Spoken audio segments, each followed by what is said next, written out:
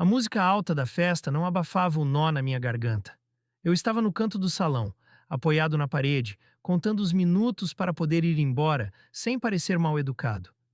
Então, ele apareceu. Duarte, o capitão do time de futsal, cercado de amigos e risadas, olhou diretamente para mim. Não foi um olhar curioso ou zombeteiro, mas pesado, como se ele estivesse procurando uma saída no meio do barulho. Vem comigo, disse baixo, sem sorrir. Não pensei duas vezes. Seguimos por um corredor estreito até uma porta quase escondida. Ele girou a chave e fechou atrás de nós. O silêncio caiu como um soco. Preciso de um lugar onde ninguém me veja, murmurou, encostando-se na parede. Cansei de ser personagem o tempo inteiro. Sentei na cadeira mais próxima. Meu coração disparava, não pelo espaço pequeno, mas porque Duarte nunca me dirigira mais que duas palavras em 2 anos de faculdade. Agora estava ali, parecendo menor do que seu próprio título de capitão. As pessoas te adoram, arrisquei. Por que fugir? Porque não conhecem quem eu sou de verdade. Ele esfregou as mãos, inquieto. Se soubessem, não sei o que fariam. Havia medo na voz dele. Um medo que eu conhecia bem, mesmo sem usar uniforme nem carregar um sobrenome pesado. Esse medo que transforma qualquer corredor em tribunal. Eu também me escondi por muito tempo, confessei. O problema é que a gente começa a acreditar nas máscaras que veste. Ele riu sem humor. Aproximou-se, sentou-se na minha frente. Você fala como se fosse fácil. Não é. Mas ficar preso dentro da própria pele dói mais. Duarte me encarou, respirou fundo e tocou minha mão. Meu corpo inteiro ficou tenso, mas não recuei. Não havia expectativa ali, apenas um pedido silencioso por um momento de paz. O primeiro beijo foi rápido, quase um teste. O segundo veio carregado de urgência, como se o tempo que passamos fingindo não existia mais. Ninguém pode saber disso, sussurrou afastando-se. Eu não vou contar. Minha voz saiu firme. Mas você não vai aguentar esconder para sempre. Ele não respondeu. Ficamos alguns minutos em silêncio, escutando a festa abafada do outro lado. Quando voltamos para o corredor, Duarte recuperou o sorriso treinado. Eu fiz o mesmo, como se nada tivesse acontecido. Só que alguém viu. Na manhã seguinte, acordei com notificações sem parar. Um vídeo curto circulava pelos grupos da faculdade. Nós dois entrando na sala vazia. Não havia beijo, nem palavras, apenas a imagem de dois rapazes desaparecendo atrás de uma porta. Para muitos, isso bastava para criar uma história inteira. As mensagens começaram. Vocês estão juntos? Sabia que tinha algo errado com ele? Isso vai cair mal para o time? Fui para a aula tentando ignorar os olhares e cochichos, mas a cada passo sentia a tensão aumentar. Duarte não apareceu naquele dia. O time treinava, mas ele não estava no ginásio. O silêncio dele era um grito. Recebi uma ligação anônima no intervalo. Some um pouco, garoto. Não vale a pena estragar a carreira dele.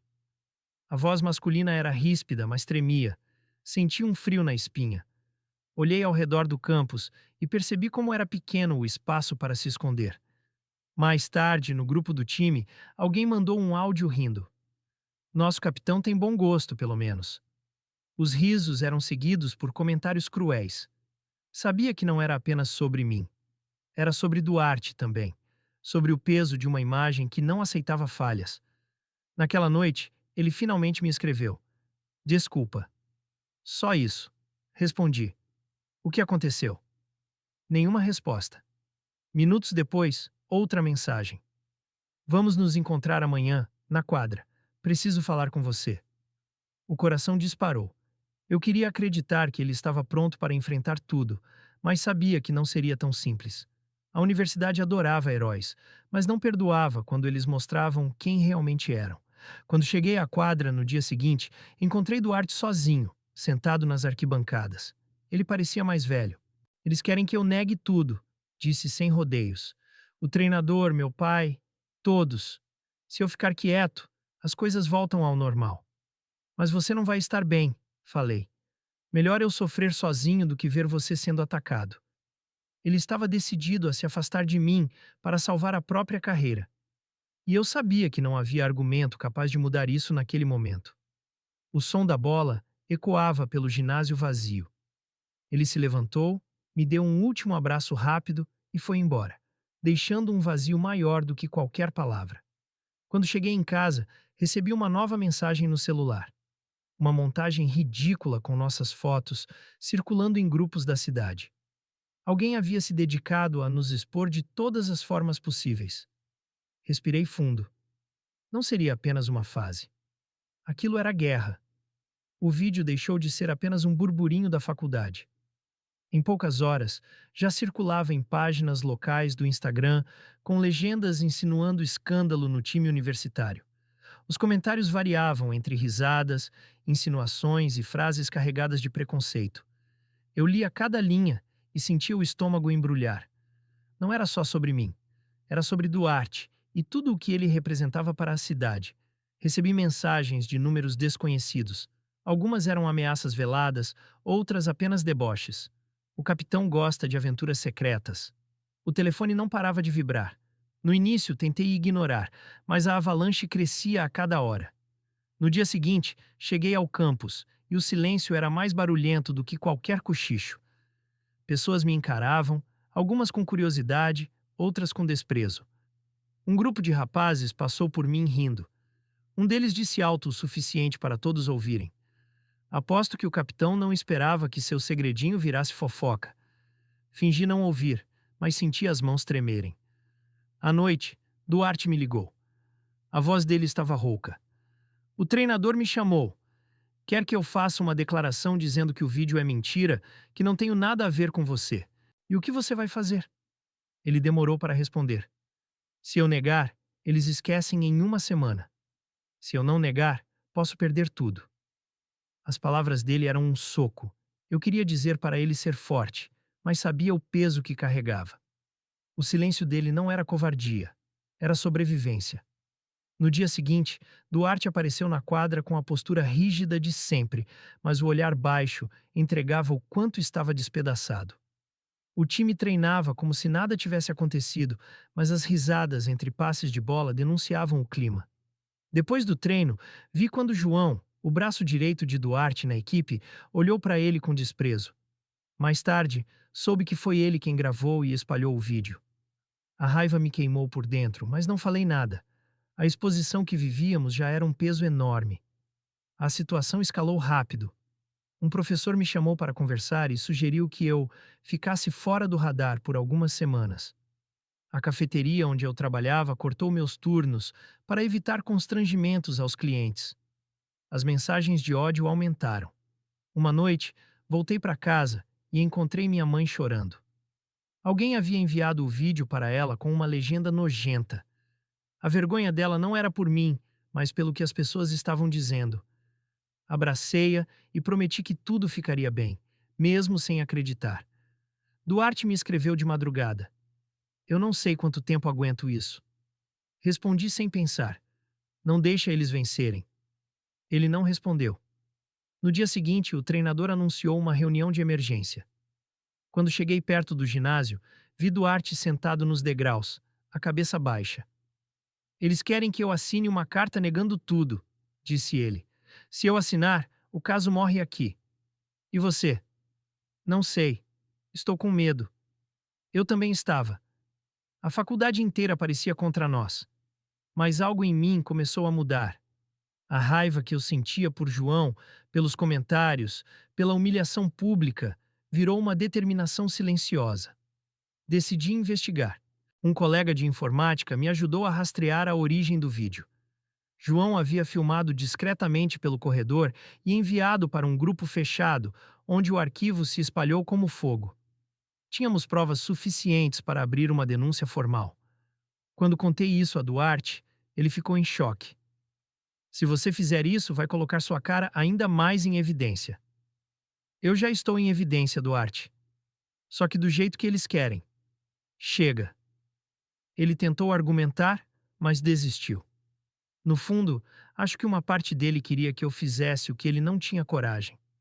Na semana seguinte, protocolei a denúncia na direção da universidade. Juntei prints, áudios e o histórico de envio do vídeo. A atendente me olhou com seriedade. Isso é grave. Vamos tratar com prioridade. Voltei para casa com uma mistura de medo e alívio.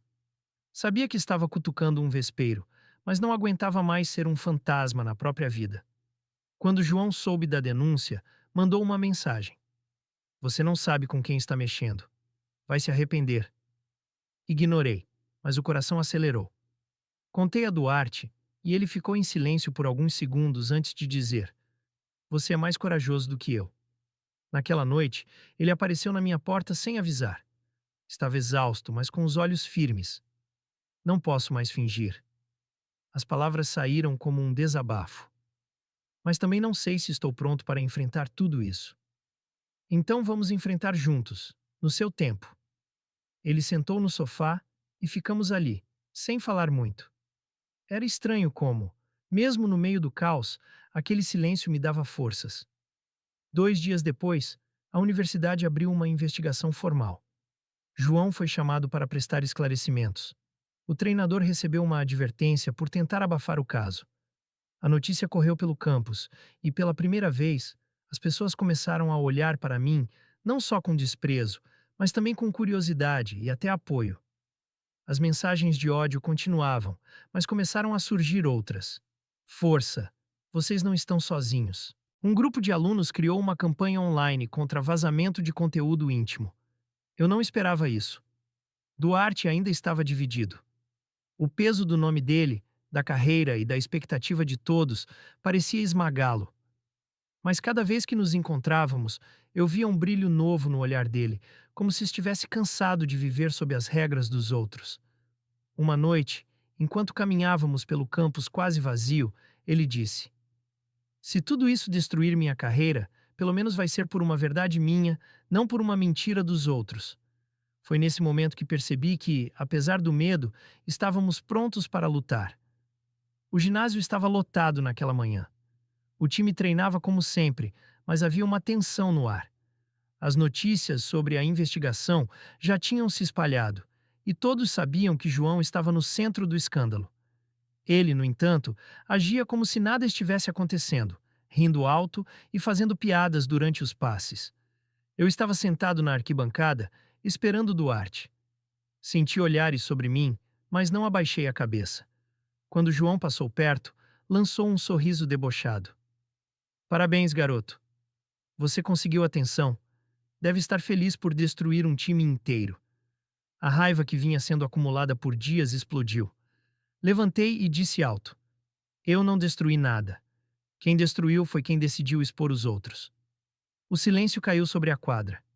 João parou de sorrir. Você devia ter ficado no seu canto.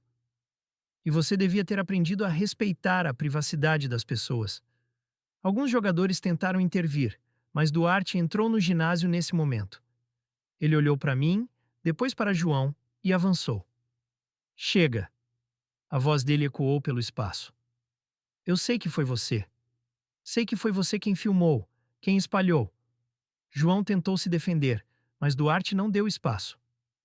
Você me chama de capitão, mas não teve coragem de falar nada na minha cara. Ele respirou fundo. Essa denúncia não é só sobre mim ou sobre ele. É sobre todos vocês que vivem com medo de serem diferentes. A quadra ficou em silêncio absoluto. O treinador apareceu na porta sem dizer nada. Duarte se virou para mim e, com um gesto firme, me chamou para descer da arquibancada. Fiquei ao lado dele, sentindo os olhares queimarem, mas não dei um passo atrás. Eu vou falar a verdade, disse Duarte, encarando os colegas de time. Sim, sou gay. Sim, gosto dele. E não, isso não me faz menos jogador ou menos capitão. Se alguém acha que isso é um problema, fale agora. Houve um murmúrio baixo. Ninguém teve coragem de responder. João abaixou a cabeça, finalmente sem o sorriso arrogante. Naquele mesmo dia, a direção da universidade anunciou que João seria suspenso das atividades esportivas por um mês e obrigado a participar de um programa de conscientização. O treinador recebeu uma advertência oficial por tentar abafar a situação. Quando saímos do ginásio, Duarte estava visivelmente nervoso, mas havia algo diferente em seu olhar. Uma leveza nova. Eu pensei que fosse desmoronar, confessou. mas estou me sentindo livre. A notícia da declaração de Duarte se espalhou rapidamente pelo campus. As redes sociais se encheram de comentários. Alguns eram duros, mas muitos vinham de apoio. Orgulho de você, capitão. Coragem assim muda tudo. Pela primeira vez, senti que estávamos ganhando espaço para respirar. Nos dias seguintes, as coisas começaram a mudar. Alunos que eu nunca tinha visto se aproximaram para oferecer palavras de incentivo. Um grupo LGBTQIA+ da universidade nos procurou para ajudar a lidar com as ameaças e o assédio online. Foi estranho, mas reconfortante. João tentou se justificar publicamente, dizendo que não tinha intenção de causar tanto estrago. Ninguém acreditou. A imagem dele no time ficou manchada e alguns colegas começaram a evitá-lo. Apesar disso, a pressão sobre Duarte não desapareceu. Seu pai veio ao campus para uma conversa dura. Eu estava por perto e ouvi os gritos abafados na sala do treinador. Duarte saiu de lá pálido, mas firme. Ele disse que estou manchando o nome da família, contou. Que não sou mais bem-vindo em casa. A dor nos olhos dele me cortou, mas ao mesmo tempo havia uma chama que eu nunca tinha visto antes. Então vou construir meu próprio nome, disse tentando sorrir. As próximas semanas foram uma montanha russa. As mensagens de ódio não cessaram, mas agora estavam misturadas com apoio. A universidade criou uma campanha contra o vazamento de conteúdo íntimo, e eu fui convidado para falar sobre o impacto do cyberbullying. Fui relutante, mas Duarte me incentivou. Se a gente não falar, eles vão continuar fazendo com outros. Subi ao palco do auditório principal e contei nossa história sem expor detalhes desnecessários. Disse como era viver com medo de cada notificação, como as ameaças me fizeram sentir vergonha de algo que não tinha nada de errado. Ao terminar, houve um silêncio pesado, e depois aplausos. Duarte estava na primeira fileira com os olhos marejados. Naquele dia, senti que a narrativa tinha começado a mudar. Não éramos mais apenas o escândalo do vídeo. Éramos rostos de uma luta que muita gente vivia em silêncio. À noite, enquanto caminhávamos pela ponte Dom Luís, Duarte segurou minha mão sem medo de ser visto. Algumas pessoas olharam, outras sorriram. Ele respirou fundo. Achei que ia perder tudo, mas talvez eu tenha ganhado algo que nunca tive: a chance de viver de verdade. Sorri. A liberdade tem um preço alto, mas vale cada passo. Ele me abraçou forte. O som da cidade parecia distante, como se, por um momento, fôssemos invisíveis aos julgamentos. O escândalo não desapareceu. Ainda éramos alvo de comentários e olhares, mas agora havia uma rede de apoio ao nosso redor, uma certeza de que nossa história estava ajudando outros a não se calarem. A suspensão de João foi só o começo. A universidade começou a revisar suas políticas de privacidade e segurança digital. Treinadores e professores passaram a receber treinamento sobre assédio. O caso virou exemplo, e nós, mesmo sem querer, viramos símbolo de mudança. Duarte voltou aos treinos com a cabeça erguida. Jogava melhor do que nunca, como se cada gol fosse uma declaração. Eu continuava recebendo mensagens, algumas pesadas, mas aprendi a ignorá-las. Descobri que o silêncio dos que me apoiavam valia mais do que os gritos dos que me odiavam. No final daquela semana, ele me levou para a quadra vazia. Quero te mostrar uma coisa. Colocou a bola no chão e começou a bater com habilidade. Antes, eu jogava para provar que era o melhor. Agora jogo para mostrar que sou livre. Ficamos ali, rindo e conversando, pela primeira vez sem o peso da vergonha. A quadra, que antes parecia palco de julgamento, agora era apenas um espaço de respiro. Era só o começo. Ainda teríamos batalhas pela frente, mas pela primeira vez não estávamos fugindo. Estávamos prontos para lutar. As semanas seguintes foram uma mistura de desgaste e pequenas vitórias. Duarte tinha retomado os treinos, mas o clima no time ainda era tenso. Alguns jogadores mantinham distância, outros mostravam um respeito silencioso, talvez mais pelo desempenho dele em quadra do que por aceitação genuína. Ele não se importava, jogava com intensidade, como se cada partida fosse uma resposta às críticas. O campeonato universitário estava se aproximando e a imprensa local começou a mencionar Duarte não pelo escândalo do vídeo, mas pelos números. artilheiro, líder de assistências, destaque da temporada. Isso incomodou João, que voltara de sua suspensão, tentando se reintegrar ao time, mas agora enfrentava olhares desconfiados. Ele evitava contato comigo, e cada treino era um lembrete de que a confiança quebrou para sempre. Fora do time, nossa história já tinha ganhado outra proporção. A palestra que fiz na universidade repercutiu nas redes sociais, gerando apoio de grupos que eu nem conhecia. Pessoas começaram a compartilhar relatos semelhantes, estudantes que também foram expostos ou sofreram perseguição. De repente, eu não era apenas o garoto do vídeo, mas uma voz que representava algo maior. Isso me dava forças, embora a pressão fosse enorme. Duarte me acompanhava em todas as entrevistas que aceitei, mas raramente falava. Preferia deixar que eu conduzisse a narrativa enquanto ele se fortalecia no jogo. Às vezes, ao chegar em casa depois de um treino pesado, ele desabava no sofá e dizia: "Eu não sei se estou pronto para ser símbolo de nada. Você não precisa ser. Basta ser você mesmo." Ele sorria de leve. Esse apoio mútuo nos mantinha de pé. Na universidade, a direção acelerou mudanças. Um novo comitê foi criado para lidar com casos de assédio e bullying, e professores começaram a promover debates sobre privacidade digital. Não era apenas uma resposta ao nosso caso, parecia uma tentativa real de mudança. Ver isso acontecer nos fazia sentir que nossa dor não tinha sido em vão. Mas o preço ainda era alto. Recebíamos mensagens de ódio todos os dias, algumas tão pesadas que precisei desativar notificações. Duarte também era alvo de comentários durante jogos. No entanto, algo estava mudando. A cada provocação, havia também vozes de apoio. Alguns torcedores começaram a gritar o nome dele com orgulho, mostrando que nem todos estavam contra. Um dia, depois de uma vitória importante, um garoto do time de base se aproximou de Duarte. Devia ter uns 15 anos. Tremia ao falar. "Obrigado, por mostrar que a gente pode jogar sem medo." Duarte ficou sem palavras. Abraçou o garoto e depois me olhou com os olhos marejados. "Isso vale mais que qualquer troféu", sussurrou. Essa cena se espalhou nas redes sociais e fortaleceu ainda mais nossa imagem. Não éramos mais apenas vítimas, estávamos virando referência.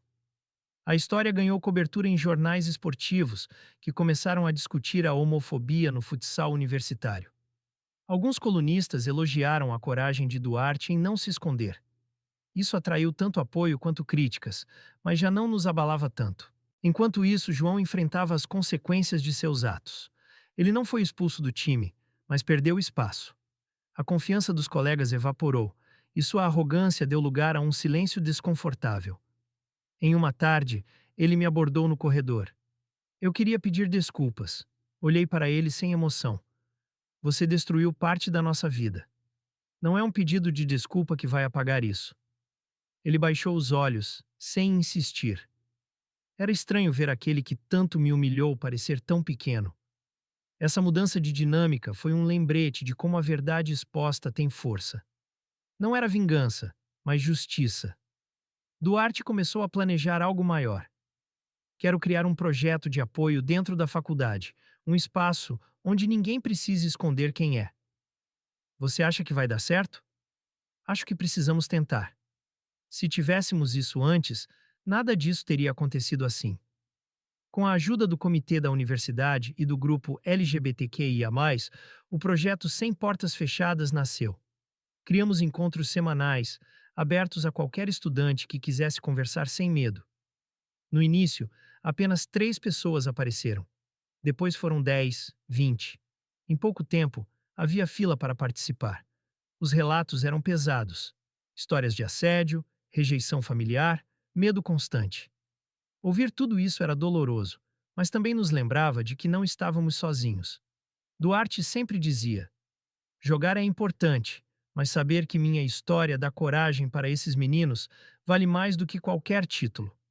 Mesmo com o crescimento do apoio, havia quem nos atacasse nas redes sociais, chamando o projeto de agenda. Porém, a direção da universidade reforçou que seria uma iniciativa oficial, protegida. Isso calou muitos críticos. Em casa, Duarte ainda lidava com a rejeição do pai. A cada ligação tensa, ele voltava cabisbaixo. Uma noite, depois de desligar o telefone, disse: Eu passei a vida tentando ser o filho perfeito. Agora vejo que, para ele, nunca vou ser suficiente. Abracei-o. Você não precisa ser suficiente para ele. Você só precisa ser verdadeiro consigo mesmo. Essas conversas eram frequentes. Ele não era apenas um atleta enfrentando preconceito, era um filho aprendendo a se libertar de expectativas impossíveis. Com o tempo, até alguns colegas do time começaram a mudar. O ambiente na quadra ficou menos hostil. O treinador, que antes queria abafar tudo, agora chamava a atenção de quem fazia comentários preconceituosos. Uma tarde, após o treino, ele se aproximou de Duarte. Eu estava errado. Vocês têm mais coragem do que eu. Obrigado por não desistirem. Foi a primeira vez que vi Duarte sorrir de verdade em muito tempo. Naquele mês, o campeonato universitário chegou à fase final. A pressão era enorme, mas o time estava focado. Duarte jogava como nunca, com uma determinação que impressionava até seus críticos. A cada gol, eu sentia que ele estava provando não apenas seu talento, mas o direito de existir sem máscaras. Quando a imprensa perguntou sobre o caso em uma coletiva, ele respondeu com calma: O que aconteceu comigo e com o Miguel não foi só um problema pessoal. Foi um reflexo do que muita gente vive. E se a nossa dor serviu para mudar alguma coisa, então não foi em vão. As palavras dele viralizaram. Muitas pessoas começaram a nos enviar mensagens de agradecimento, dizendo que nossa história as inspirava. Essa rede de apoio cresceu tanto que já não éramos apenas dois jovens enfrentando boatos. Éramos parte de um movimento maior. Na noite antes da final do campeonato, sentamos na beira do Rio Douro. Duarte olhou para mim e disse: Amanhã, independentemente do resultado, eu sei que já ganhei. Não um título, mas a chance de viver sem vergonha. Senti um orgulho imenso dele. Aquele garoto que um dia tremia ao pensar em se assumir, agora estava liderando uma equipe inteira, enfrentando críticas públicas e inspirando outras pessoas. E eu estava ao lado dele em cada passo. O dia da final chegou com o peso de uma temporada inteira. O pavilhão estava lotado, torcidas de ambos os lados, repórteres na beira da quadra. O barulho era ensurdecedor, mas dentro de mim só havia silêncio. Duarte aquecia junto ao time, concentrado, cada movimento firme como se estivesse escrevendo uma resposta a todos os meses de dúvidas e humilhações. Quando a partida começou, ficou claro que não seria fácil. O adversário era forte, e cada ponto parecia arrancado à força. No entanto, a liderança de Duarte se destacava. Ele incentivava, gritava instruções, assumia riscos. A cada jogada, eu via não apenas o capitão, mas o homem que finalmente tinha escolhido ser ele mesmo. No segundo tempo, o placar estava empatado.